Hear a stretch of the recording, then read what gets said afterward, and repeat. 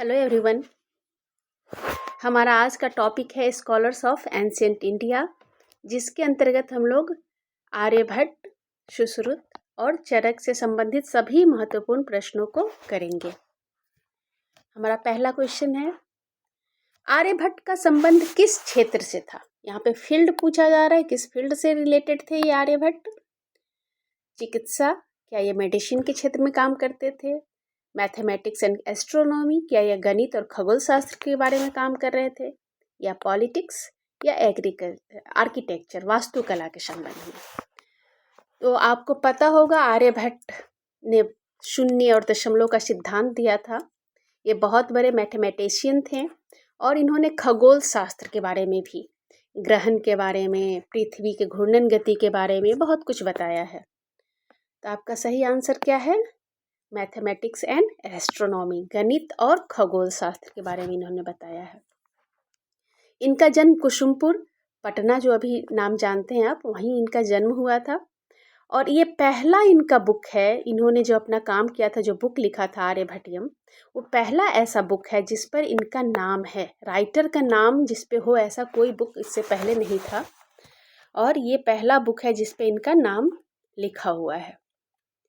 आर्यभट्ट ने किस प्रणाली के विकास में योगदान दिया? तो किस प्रणाली के विकास में योगदान दिया? क्या ये युद्ध कला के विकास में योगदान दे रहे थे, या म्यूजिकल इंस्ट्रूमेंट बना रहे थे, या शल्य चिकित्सा के क्षेत्र में इन्होंने काम किया? तो आपका सही आंसर क्या है? जीरो और डेसिमल सिस्टम, शून्य और दशमलव प्रणाली के क्षेत्र में इनका जो योगदान है, पूरे विश्व इसके प्रति इनके प्रति आभार व्यक्त करता है इसके लिए। तो आपका क्या आंसर है? Zero and decimal system. Aryabhata ने पृथ्वी के बारे में कौन सा महत्वपूर्ण सिद्धांत दिया था? पृथ्वी के बारे में उन्होंने क्या कहा था? अर्थ इज स्टैटिक, पृथ्वी स्थिर है। अर्थ रोटेट्स, पृथ्वी घूमती है। अर्थ इज फ्लैट, पृथ्वी चपटी है। या फिर क्या कहा था? एक्सट्रीम व्यू में ला रही हूँ इसको। हाँ, पृथ्वी अर्थ इज फ्लैट, या अर्थ फ्लोट्स, पृथ्वी पानी पर तैरती है। उन्होंने क्या कहा था पृथ्वी के बारे में? इन्होंने पृथ्वी के बारे में बहुत ऐसी बातें कही जिससे पूरा दिशा और दशा ही बदल गया। किसका? तो खगोल शास्त्र का। तो सही आंसर क्या है? इन्होंने कहा था कि पृथ्वी घूमती है, अर्थ रोटेट्स। कहाँ रोटेट्स? तो पृथ्वी अपने अक्ष पे घूमती है, अपने एक्सिस पे घूमती है। इसी की वजह से दिन रात होते हैं। पृथ्वी स्थिर नहीं है, बिल्कुल भी स्टैटिक्स नहीं है, वो घूमती है, सूरज का भी चक्कर लगाती है और अपनी भी जगह पे घूमती है। ये सब किसने बताया? ये आर्यभट्ट ने बताया। आर्यभट्ट की प्रसिद्ध पुस्तक कौन सी है? फेमस वर्क इनका कौन सा है? नाट्यशास्त्र, अर्थशास्त्र, वेद या आर्यभट्टियम? तो इनका प्रसिद्ध पुस्तक वही है जिसके बारे में मैंने पहले ही जिक्र किया आपसे, आर्यभट्टियम। एक ऐसी पुस्तक है जिसमें राइटर का नाम भी लिखा हुआ है, आर्यभट्ट का नाम भी इस पे लिखा हुआ मिलता है। कितनी आश्चर्य की बात है कि कितने बड़े बड़े ग्रंथ लिखे गए उस पे उसके राइटर का नाम ही लिखा हुआ नहीं होता था। आर्यभट्ट ने ग्रहण के बारे में क्या बताया है? तो ग्रहण के बारे में, और बड़ी अजीब संजोग है कि कल भी ग्रहण लगने वाला है, होली से एक दिन पहले। तो आर्यभट्ट ने ग्रहण के बारे में क्या बताया था? तो हम प्राचीन काल में इसको दैवी घटना मानी जाती थी। ऐसा माना जाता था कि देवता नाराज हो गए इसलिए चांद को ढक लिया या सूरज को ढक लिया। तो आर्यभट्ट ने क्या बताया इसके बारे में?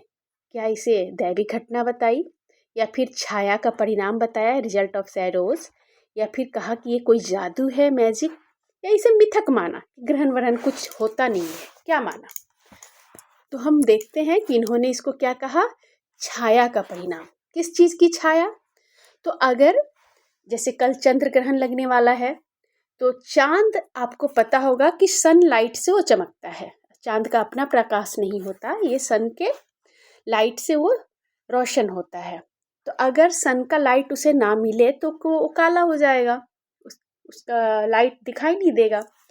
तो बीच में अगर सूरज और चांद के बीच में पृथ्वी आ जाती है तो इसी के पृथ्वी के ही छाया से ये ग्रहण लग जाता है, तो उसे चंद्र ग्रहण कहते हैं।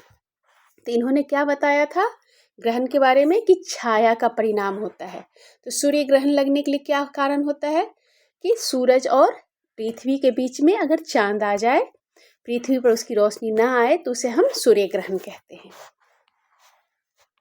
रिजल्ट ऑफ शैडोज, यही आपका आंसर है, छाया का परिणाम।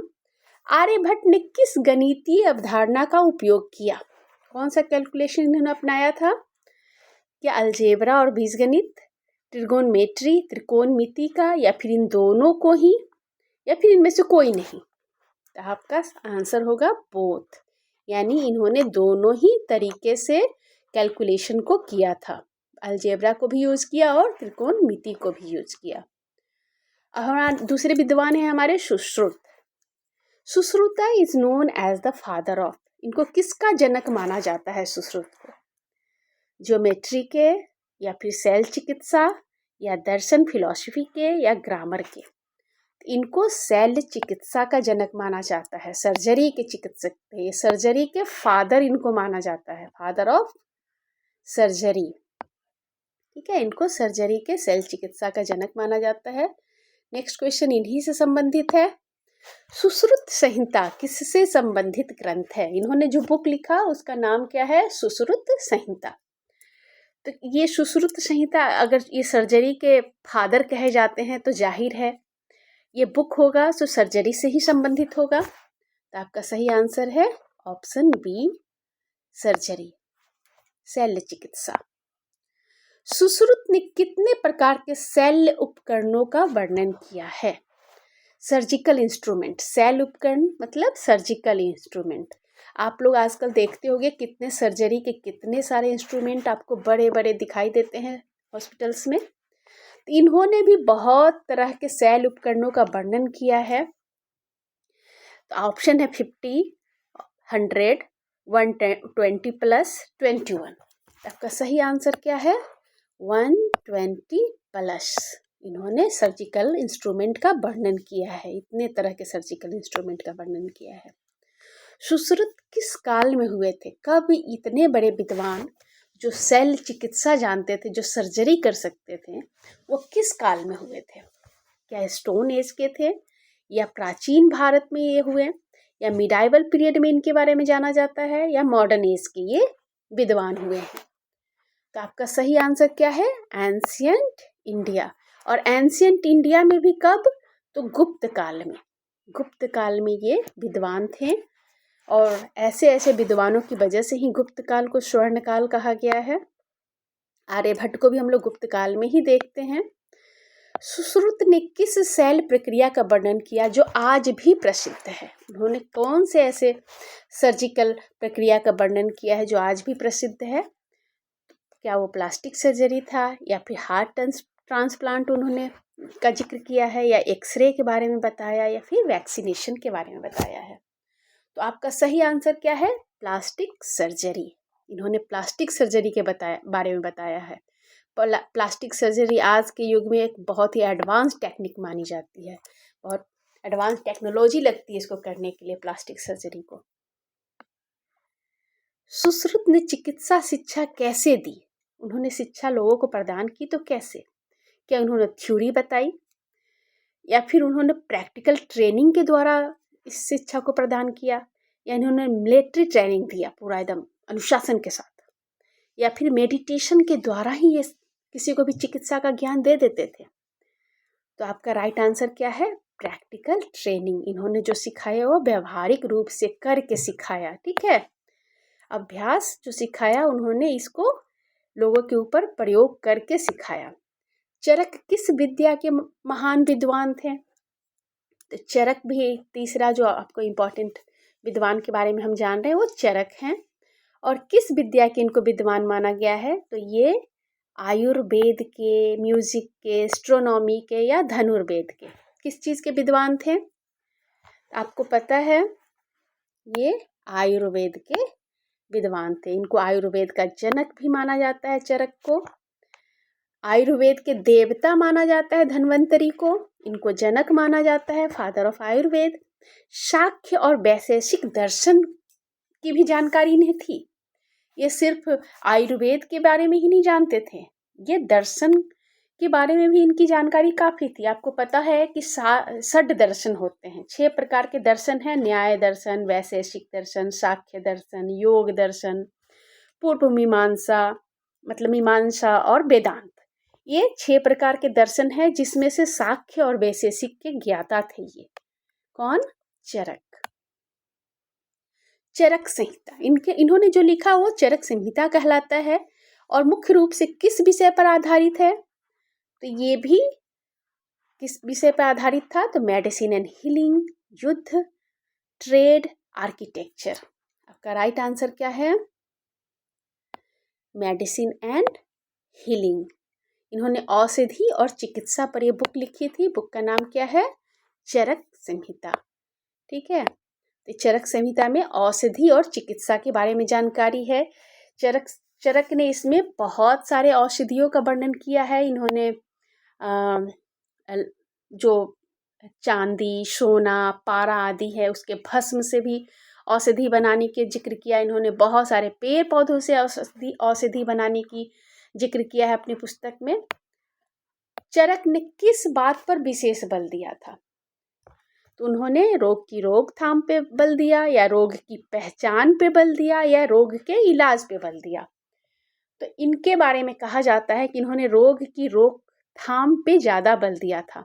इनका कहना था कि रोग को होने ही मत दो, साफ सफाई पे इन्होंने विशेष बल दिया था। रोग की पहचान तो बाद की चीज़ है, या रोग का इलाज सबसे बाद की चीज़ है। सबसे पहले आप रोग को होने ही न दो, प्रिवेंशन ऑफ डिजीज पर इन्होंने विशेष रूप से बल दिया था, रोग की रोकथाम पे। चरक ने चिकित्सा को किससे जोड़ा था? प्रकृति और जीवन शैली से, राजनीति से, या व्यापार से? तो इन्होंने प्रकृति और जीवन शैली से, life style, nature and life style से चिकित्सा को कनेक्ट किया था। इन 3 विद्वानों का जो संयुक्त योगदान है वो क्या दर्शाता है? ये तीनों विद्वान हमारे देश के प्रमुख विद्वानों में से एक माने जाते हैं और भारत की वैज्ञानिक परंपरा को इन्होंने दर्शाया है। इंडिया साइंटिफिक ट्रेडिशन को इन्होंने दर्शाया है। हमारा नेक्स्ट क्वेश्चन है, किस पुस्तक में किडनी स्टोन की सर्जरी का उल्लेख किया गया है? किडनी स्टोन, आज इसका जो इलाज है बहुत ही ज़्यादा क्लिष्ट माना जाता है, डिफ़िकल्ट माना जाता है, और इसके स्टोन की सर्जरी का उल्लेख किया गया है उस पुस्तक में। कौन सा है वो? आर्यभट्टियम, पालकाप्य, या सुश्रुत संहिता। आर्यभट्टियम में आपको पता है शून्य दशमलव बताया गया है, ग्रहण के बारे में बताया गया है। पालकाप्य हाथियों के इलाज से संबंधित है।